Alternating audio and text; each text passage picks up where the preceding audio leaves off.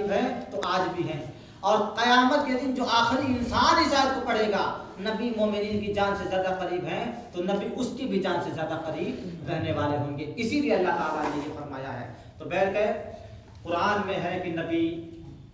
مرنے والے نہیں ہیں، اللہ کے نیک بندے مرنے والے نہیں ہیں، بلکہ اللہ تعالیٰ انہیں زندہ رکھتا ہے، انہیں رزق عطا فرماتا ہے۔ ہاں البتہ وہ کیسے زندہ رہتے ہیں اس کے بارے میں ہمیں علم نہیں ہے، یہ اللہ ہی جانتا ہے، قرآن میں بتایا ہی نہیں، وَلَٰكِنْ لَا تَشْعُرُونَ، تمہیں شعور ہی نہیں ہے، تم جان ہی نہیں پاؤ گے کہ وہ کیسے زندہ ہے، اور ظاہر سی بات ہے۔ اور اگر ہم یہ مان لیں معاذ اللہ اللہ کے نبی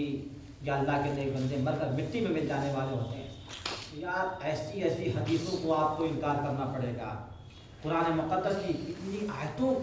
آیتیں آپ انکار کریں گے کہ آپ یقین نہیں کر سکتے۔ بھائی آپ نے حدیث پاک میں پڑھا ہے کہ نہیں کہ جو آدمی مر جائے اگر وہ ایمان کی حالت پر نہیں مرا تو قبر میں اسے عذاب دیا جاتا ہے، اگر ایمان کی حالت میں مرا تو قبر میں اس کے لیے نعمتوں کا نزول ہوتا ہے، جنت کی طرف اس کے لیے راستے، حدیث پاک میں ہے کہ نہیں کہ فرشتے آئیں گے منکر نکیر تین سوال کریں گے، من ربک ما دینک ہوا تقول فی شان، جو اللہ کے نیک بندے ہوں گے تینوں کا جواب دے دیں گے، جو اللہ کے نیک بندے نہیں ہوں گے وہ کہیں گے ہاں ہاں لا ادری، یہ حدیث پاک ہے کہ نہیں ہے؟ تو ہاں ہاں لا ادری جب کہیں گے تو اللہ تعالیٰ فرمائے گا کہ یہ میرا بندہ جھوٹ بولتا ہے، اس نے میرے نعمتوں کی ناشکری کی، ناقدری کی، نافرمانی کی، اس لیے فرشتوں جہنم کی طرف اس کے لیے دروازہ کھول دو، اسے آگ کا چوگا پہناؤ، آگ کا کپڑا پہناؤ اور آگ کے بستر پر لٹا دو، اور جب جواب صحیح مل جائے گا تو جنت کی طرف ایک دروازہ کھول دو،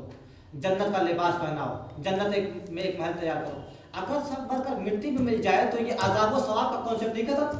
پھر یہ حدیث ہی غلط ہے، پھر اللہ کے رسول نے کیوں فرمایا کہ قبر میں عذاب و ثواب ہوتا ہے؟ ظاہر سی بات ہے عذاب و ثواب ہوتا ہے تبھی تو اللہ کے رسول نے فرمایا ہے۔ اب تم اتنے بدبخت ہو اور اتنے مطلب بے وفا ہو جاؤ کہ اللہ کے رسول کا ہی انکار کرو۔